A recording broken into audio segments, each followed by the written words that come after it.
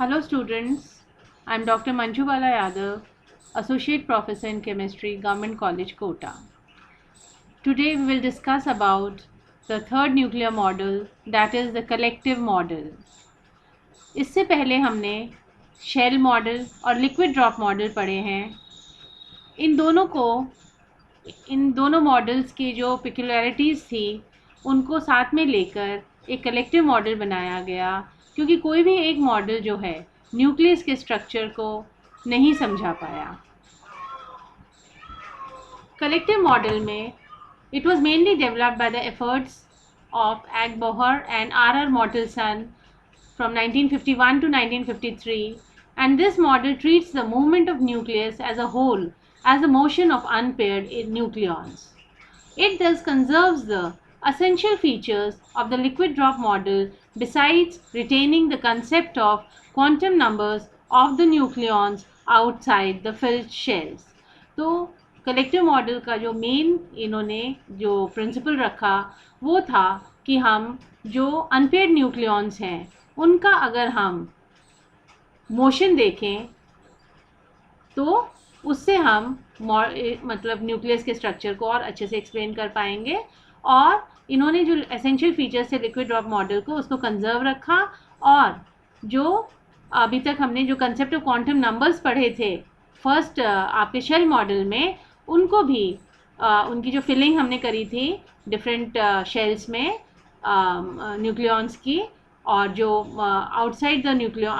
The मतलब shells थे nucleons, उनका जो मतलब उन्होंने प्रिंसिपल दिया था, उन दोनों को हमने कंजर्व रखा, essential features of liquid drop model and shell model. इसमें हम कहते हैं कि जो nucleons outside the close shells हैं, कुछ शेल्स तो जो हैं बिल्कुल क्लोज्ड हो गई हैं, जो कि मैजिक नंबर्स के हिसाब से हमने कैलकुलेट करी थी, और जैसे कि हमने माना था कि इनर्ट गैस कॉन्फ़िगरेशन में इलेक्ट्रॉन्स जो है वो पूरे अपनी फिलिंग हो जाती है, जिसकी वजह से वो स्टेबल हो जाते हैं, कंप्लीट शेल्स में वो फिल हो जाते हैं। इसी प्रकार से हम मानते हैं कि जो मैजिक नंबर्स के हिसाब से जो हमने फिलिंग करी थी शेल्स में, डिफरेंट शेल्स में न्यूक्लियॉन्स की,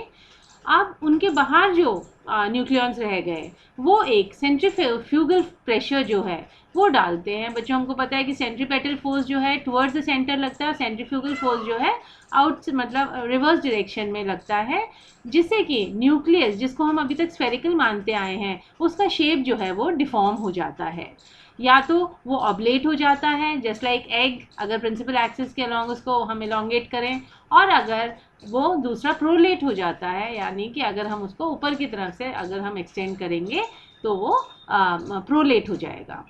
अब ये जो हमारे न्यूक्लियाई डिफॉर्म्ड हो गए, ये वाइब्रेशनल और रोटेशनल मोशंस देते हैं, जैसे कि हम पहले भी अपना जब पॉली एटॉमिक मॉलिक्यूल्स हम पढ़ते हैं उनमें भी हम डिफरेंट एटम्स की हमने वाइब्रेशनल और रोटेशनल मोशंस पढ़े थे। उसी टाइप से हम कहते हैं कि न्यूक्लियर जब डिफॉर्म हो जाता है तो वो वाइब्रेशनल और रोटेशनल मोशंस को एग्जीक्यूट करता है, और एक न्यूक्लियस एक पूरी एक कलेक्टिव यूनिट के मतलब बराबर होती है, जिसमें कि सारे जो न्यूक्लियॉन्स हैं आउटसाइड द कंप्लीट शेल्स, उनके जो मोशंस हैं वो हम देखते हैं, just like the motions of poly atomic molecule. This implies periodic oscillations in a nuclear shape and size. तो जैसे वाइब्रेशनल मोशन होता है तो हमें पता है कि ऑसिलेशंस फिर होती हैं, पीरियोडिक ऑसिलेशंस होती हैं, तो इस टाइप से हम पूरा जो है न्यूक्लियर शेप और साइज़ को पढ़ते हैं। अब बच्चों इससे पहले भी मैंने क्वाड्रुपल मूवमेंट के बारे में आपको बताया था कि कोई भी जो न्यूक्लियॉन्स हैं और जो आपके नेबरिंग जो न्यूक्लियॉन्स हैं उनके जो चार्ज, करंट, ग्रेविटेशनल मास, इन सब से अफेक्ट होकर जो है वो बिल्कुल मतलब आपका जो है एक यूनिफॉर्म उसमें नहीं रहता है। जैसे डाईपोल में हम मानते हैं कि प्लस माइनस पोलैरिटी हो जाती है, तो उसके बाद पहले मोनोपोल है, फिर डाईपोल है, फिर क्वाड्रुपोल है, फिर ऑक्टूपोल है। तो ये एक तरह से मोमेंट डेवलप हो जाता है ड्यू टू द नेबरिंग मतलब प्रोटॉन्स एंड अदर न्यूक्लियॉन्स, उनके चार्जेस, उनके मास, उन सब से, जिसको कि ये मतलब हम कॉम्प्लेक्स जो मॉडल है न्यूक्लियस का उसी में हम पढ़ते हैं। और ये देखा गया कि जो न्यूक्लियस जिनका जो है डिफॉर्मिटी हो गई है और जो मैजिक नंबर से दूर हैं, मतलब उनका जो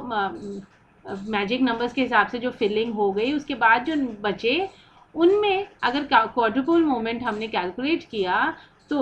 जो क्वाड्रुपोल मोमेंट आया वो क्या आया, Q J is equal to 2j minus 1/2 bracket j plus 1 3/5 R square. और ये तो जो है आपका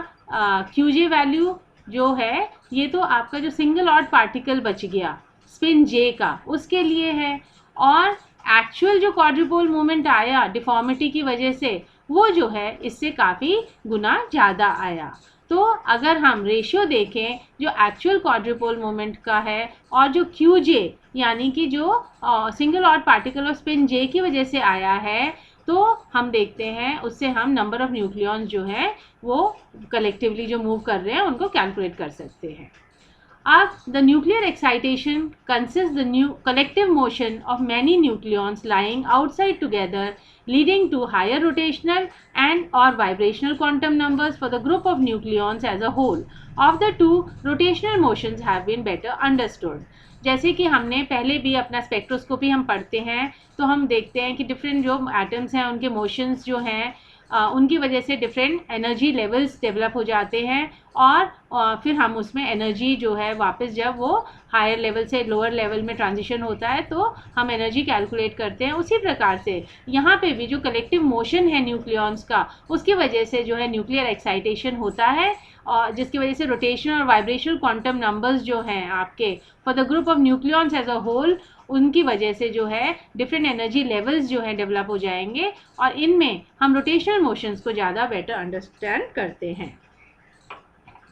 अब अगर हम कलेक्टिव रोटेशन देखें इवन न्यूक्लियाई हमारा जो है केस कैसा है न्यूक्लियस का जिसमें कि प्रोटॉन भी इवन है और न्यूट्रॉन भी इवन है, तो इसमें जो कलेक्टिव रोटेशन होगा न्यूक्लियॉन्स का वो उसका जो हम ई रोटेशन अगर कैलकुलेट करते हैं रोटेशनल बैंड एनर्जी तो वो h cross square upon 2j into I और ब्रैकेट में i प्लस 1। तो बच्चों यहाँ पर h जो है आपको पता है h बार या h क्रॉस इसको बोलते हैं। ये जो है h जो अपना प्लैंक्स कांस्टेंट अपन पढ़ते हैं, प्लैंक्स कांस्टेंट हमको जूल सेकंड पर साइकिल्स बताता है और ये हमारा h अपॉन 2 पाई होता है। h बार जो है वो h अपॉन 2 पाई के बराबर होता है जो कि जूल सेकंड पर रेडियन हमको बताता है। I जो है वो टोटल एंगुलर मोमेंटम है न्यूक्लियस का जिसकी वैल्यू 0 2 4 6 8 हो सकती है और J जो है वो मोमेंट ऑफ इनर्शिया है of the deform nucleus whose magnitude increases with the extent of deviation from sphericality। जितनी डेविएशन हो जाएगी स्फेरिकलिटी से उसी हिसाब से मोमेंट ऑफ इनर्शिया जो है डिफॉर्म न्यूक्लियस का जो है इंक्रीज हो जाएगा। अब अगर हम ये डिफरेंट जो हमारे एंगुलर मोमेंटम वैल्यूज़ हैं 0 2 4 6 8 इनको पुट करके हम ई रोटेशनल लेवल्स निकालें तो हमारे पास जो energy of higher excitation states आ जाएगी 4 + 6+ और उसको अगर हम रेशियो उसका निकालें to the lowest excitation state तो हमारे पास जो है और एग्जांपल हम प्लूटोनियम का ले रहे हैं 94 238 जिसमें 144 न्यूट्रॉन है और ये एक टिपिकल एग्जांपल है न्यूक्लियाइड का जिसमें कि मतलब मैजिक नंबर से जो आपके मैजिक नंबर्स हमने पढ़े थे कि जो नंबर ऑफ प्रोटॉन्स और जो नंबर ऑफ न्यूट्रॉन्स अगर वो नंबर्स हैं जिनका 2 8 आपका 20 40 50 52 है ना, तो जो मैजिक नंबर्स हमने पढ़े थे उस हिसाब से इनका वैल्यूज़ नहीं है। तो this is far from magic numbers in respect of both z and n number of protons and number of neutrons. तो अगर हम ये ग्राफ देख रहे हैं प्लूटोनियम का जिसमें कि हमने आपका 0 + 2 + 4+ ये तो हमारा स्पिन एंड पैरिटी के हिसाब से हमने जो अलग अलग 0 2 4 6 8 वैल्यू टोटल एंगुलर मोमेंटम की रखी और हमने जो एनर्जी कैलकुलेट करी तो वो इस प्रकार से आ जाती है। और अगर हम रेशियो देखें आप कि अपना जो है E4 to E2 क्या है, E6 to E2 क्या है, E8 to E2 क्या है, तो ये हम आराम से एनर्जी लेवल्स जो हैं वो कैसे कैलकुलेट कर सकते हैं। ई रोटेशनल ये जो आपका फॉर्मूला है h bar cross upon 2j i plus 1 इसमें हम i टोटल एंगुलर मोमेंटम की वैल्यू अगर 0 2 4 6 8 पुट करते रहेंगे तो जब हम दोनों का रेशियो देखेंगे तो h बार क्रॉस स्क्वायर अपॉन 2j, ये तो कॉमन है, केवल i की वैल्यू चेंज हो रही है, तो हमारे पास जो रिजल्ट आ जाता है वो जैसे फर्स्ट केस में E4/E2 है, तो उसमें 4 × 5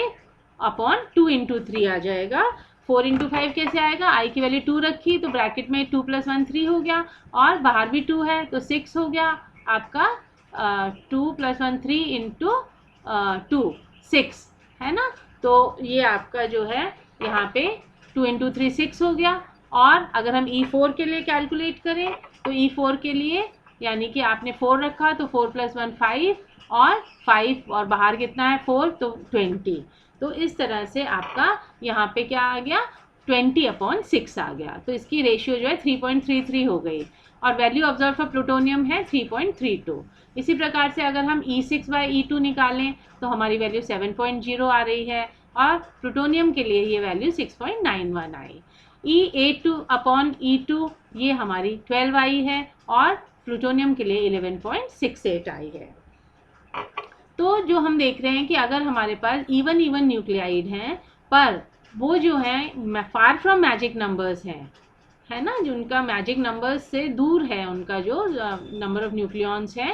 संख्या जो है, तो उसमें हमारी जो वैल्यू आती है वो अप्रॉक्सीमेटली 3.33 के बराबर ही आ रही है, जो कि थ्योरेटिकल वैल्यू के बराबर है। तो ये हम देख रहे हैं इस टेबल में कि E4/E2 का हम केस देख रहे हैं, और अलग अलग इवन न्यूक्लियाइड्स हैं, हैफनियम है, रेडियम है, थोरियम है, कैलिफोर्नियम है। तो इन सब में जो आपके नंबर ऑफ न्यूक्लियॉन्स हैं यानी कि न्यूट्रॉन और प्रोटॉन है वो फार फ्रॉम मैजिक नंबर्स हैं, और इनका रेशियो जो है सबका अप्रॉक्सीमेटली 3.33 के बराबर है। अब अगर हम इसको कंपेयर करें एक ऐसे न्यूक्लियाइड से जो कि हमारा क्या है, मैजिक नंबर को फॉलो कर रहा है, जैसे कि लेड 82,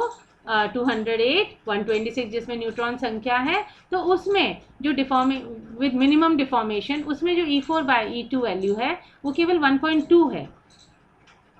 ऊपर जो हमने केसेस देखे फार फ्रॉम मैजिक नंबर, उनकी रेशियो 3.33 है, इसकी रेशियो 1.2 है। इसका मतलब इसका जो स्ट्रक्चर है वो रिजिड स्ट्रक्चर है, और इसमें डिफॉर्मेशन ज़्यादा नहीं हो सकता।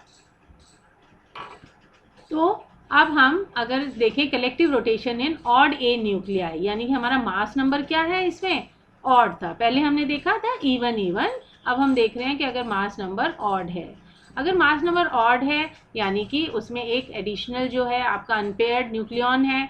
तो इसका अगर हम देखें तो हम देखते हैं कि these nuclei deviate from the spherical shape to a prolate or an oblate spheroid possessing an axis of symmetry all the same। ये जो न्यूक्लियाई हैं ये स्फेरिकल शेप से डेविएट करेंगे, या तो इनकी ऑब्लेट जैसे एग जैसा शेप है, या प्रोलेट मतलब लॉन्गिट्यूडनल जो एक्सटेंडेड है। तो इनमें जो है एक एक्सिस ऑफ सिमेट्री पोसेस ये करते हैं। और अगर हम इस ग्राफ को देखें तो इसमें हम देख रहे हैं एक वैल्यू है स्मॉल जे, एक वैल्यू है कैपिटल आर, एक कैपिटल आई, एक आपका जो है ओमेगा टाइप, और एक के वैल्यूज़ आ रही हैं। तो सबसे पहले जो स्मॉल जे है वो क्या है, it is the resultant angular momentum which is given by the vector addition of the particle angular momentum j and collective motion angular momentum r। अगर जो पार्टिकल एंगुलर मोमेंटम है वो तो j है, और जो कलेक्टिव मोशन हो रहा है उसकी वजह से जो एंगुलर मोमेंटम है वो r है ना। तो ये हमारा हमने स्मॉल j और r के बारे में पढ़ा कि r जो हम देख रहे हैं ग्राफ में, r जो है वेक्टर वो आपका कलेक्टिव मोशन एंगुलर मोमेंटम को बता रहा है, जे जो है वो आपका पार्टिकल एंगुलर मोमेंटम को बता रहा है। अब जो projection of J and I on the symmetry axis gives the new quantum numbers, है ना, आपका ओमेगा एंड के रिस्पेक्टिवली। ये जो कंडक्टेंस का अपन जो ओम वाला, ओमेगा नहीं, इसको ओम वाला जो साइन है हमारा, ओम एंड के रिस्पेक्टिवली, इसको देख रहे हैं इन ईच रोटेशनल बैंड। ये जो आपका ओम वाला साइन है and K, they retain the constant values. तो यहाँ पर बच्चों हम वापस से अगर अपने ग्राफ को देखें तो हमने देखा कि आई जो है वो क्या है, resultant of J and R, है ना। हमारा I जो है resultant vector addition of J and R है। और अगर हम अब ये दोनों क्वांटम नंबर्स को देखें तो जो हमारा स्मॉल j पार्टिकल वाला जो है that is this ohm sign, and अगर पूरा जो रिजल्टेंट वेक्टर के अलॉन्ग जो सिमेट्री एक्सिस से क्वांटम नंबर है वो है कैपिटल K। तो in each rotational band these retain constant values. अब जो एनर्जी ऑफ रोटेशन हम कैलकुलेट करेंगे ऑड इन न्यूक्लियस, पहले हमने कैलकुलेट करी थी तो h बार क्रॉस अपॉन 2j II+1 था, और अब अगर हम ऑड इन न्यूक्लियस के लिए निकालेंगे तो वो हो जाएगा एक आगे फॉर्मूला और ऐड हो जाएगा -I0 जहाँ की I जो है उसके पास कौन सी वैल्यूज हो सकती हैं, I0, I0+1, I0+2, और जो ग्राउंड स्टेट स्पिन I0 है वो 3/2 या 5/2 हो सकता है। इन सब के बारे में ये जो हमारा डिफरेंट स्पिन्स है, डिफरेंट एंगुलर मोमेंटम्स है, टोटल एंगुलर मोमेंटम है, इनके बारे में मैंने आपको डिटेल में नोट्स जो हैं पहले सेंड कर रखे हैं, तो आप एक बार उनको अच्छे से पढ़ लीजिए, और कोई क्वेरी है तो आप मुझसे पूछ सकते हैं, क्योंकि जब वो उसको आप अच्छे से पढ़ेंगे तो आपको ये सब चीज़ें बहुत अच्छे से समझ में आ जाएंगी। तो इससे हम ई रोटेशनल इनमें वापस से निकाल सकते हैं और डिफरेंट लेवल्स हम निकाल सकते हैं। The case of I0 is equal to half, it involves a more complicated treatment. अब अगर हम मेरिट्स देखें इस कलेक्टिव मॉडल के, क्या मेरिट्स थे, तो ये हमको जो रोटेशन एनर्जी लेवल्स हैं, farthest nuclei remove from magic numbers, उनके बारे में अच्छे से बताता है। ये हमको correct cross sections for Coulombic excitation and for probability of E2 transitions के बारे में बता रहा है कि जो ट्रांजिशंस होते हैं उनकी प्रोबेबिलिटी क्या है, और जो correct cross section for Coulombic excitation है। और third, it explain several other nuclear properties as magnetic moments, high electrical quadrupole moment and isomeric transitions of nuclei far from magic numbers. तो बच्चों ये हमने कलेक्टिव मॉडल आपका पढ़ा। आप इसके साथ भी मैंने थोड़ा सा, क्योंकि हम इसमें स्लाइड्स में और यूट्यूब पे हम बहुत लंबा नहीं डालना चाह रहे, तो मैंने इससे रिलेटेड जो नोट्स हैं जो आपको और इसको क्लियर कर देंगे वो मैं आपको इसके साथ सेंड कर दूंगी आपके व्हाट्सएप ग्रुप पे। Thank you.